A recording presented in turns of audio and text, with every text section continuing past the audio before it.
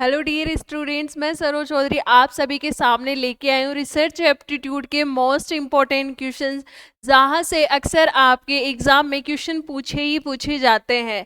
तो मेरे पीछे आपको दिख रहा होगा, लिखा हुआ है रिसर्च एप्टीट्यूड के मोस्ट इम्पॉर्टेंट टॉपिक्स, जिसमें अपन देखते हैं फर्स्ट पे आपका है types of research. Types of research आप पढ़ते हो, उसमें कौन कौन से ऐसे टॉपिक्स या टाइप्स ऑफ रिसर्च हैं जो पूछे जाते हैं, ये वहाँ से क्वेश्चन बनते ही हैं, एनटीए द्वारा क्वेश्चन पूछे ही जाते हैं। तो फर्स्ट पे अपना है फंडामेंटल रिसर्च, मौलिक अनुसंधान, फिर है अप्लाइड रिसर्च, फिर है आपका action research, longitudinal research, cross sectional research और है एक्सपेरिमेंटल रिसर्च, फिर है एक क्वांटिटिव और क्वालिटेटिव रिसर्च। मौलिक अनुसंधान, क्रियात्मक अनुसंधान, प्रयाग एक है आपका लॉन्गिट्यूशनल जिसको बोलते हैं अनुदैर्घ्य, क्रॉस अनुभागीय रिसर्च और मात्रात्मक अनुसंधान और गुणात्मक अनुसंधान। इसके साथ है आपका सेकंड पॉइंट जिसको बोलते हैं सैम्पलिंग, और सैम्पलिंग नमूना जिसमें होता है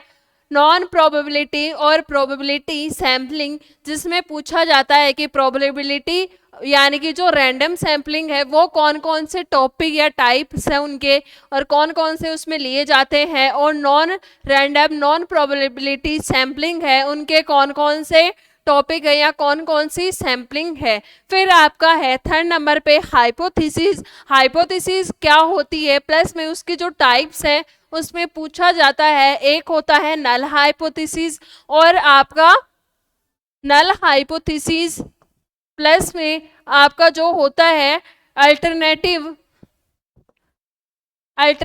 हाइपोथेसिस। उसमें से क्वेश्चन पूछा जाता है नल हाइपोथेसिस को कब एक्सेप्ट करते हैं, कब रिजेक्ट करते हैं, प्लस में यहाँ पे टाइप 1 एरर, टाइप 2 एरर कब होता है या कब उसकी क्या डेफिनेशन होती है, ये पूछा जाता है। इसके बाद में ये मोस्ट इंपॉर्टेंट टॉपिक्स है जहाँ से क्वेश्चन पूछा ही जाता है। उसके बाद में है रिसर्च एथिक्स, अनुसंधान नैतिकता।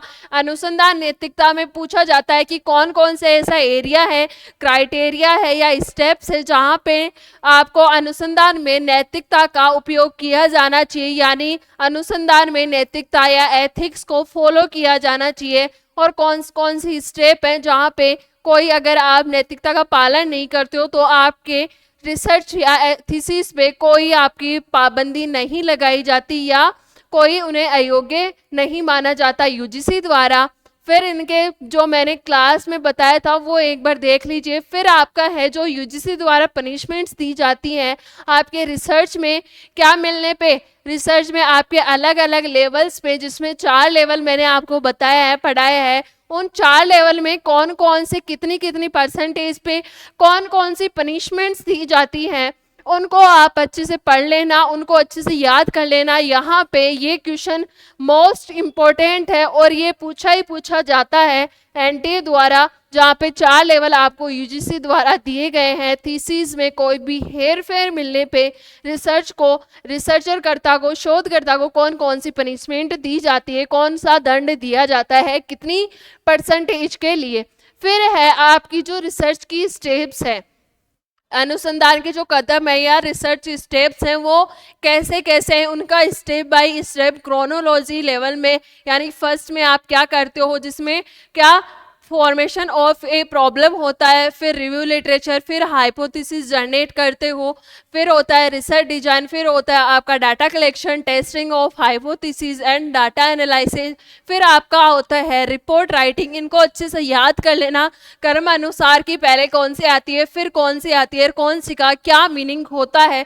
फिर आपका आता है थीसिस एंड आर्टिकल राइटिंग। जो आर्टिकल राइटिंग और थीसिस आप लिखते हो वो कैसे लिखा जाता है, उनका कैसा कैसा फॉर्म होता है, और इसमें ही आपका होता है एक एपीएसएलई, अमेरिकन साइकोलॉजिक एसोसिएशन द्वारा जो दी गई है एपीएसएलई, उसमें आप जो राइटिंग करते हो थीसिस की वो कैसे लिखी जाती है, उसमें पहले क्या आता है, उसके बाद में क्या आता है, वो स्टेप्स आप पढ़ लेना।